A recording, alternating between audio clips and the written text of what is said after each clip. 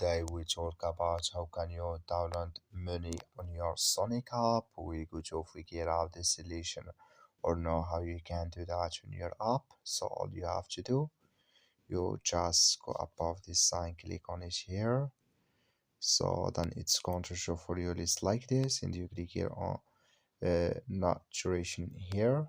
I'll get here, click on it. So then it's going to take you to this list.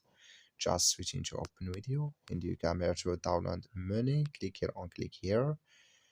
So when you just click on it, then it's going to take you here to download money on this list. So it's going to show for you here. Just switch in, it's going to open video, or it's going to show for you here to download money on your Sonic app.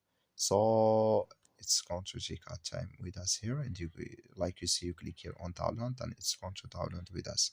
Thank you for watching. Don't forget to support us by liking and subscribe.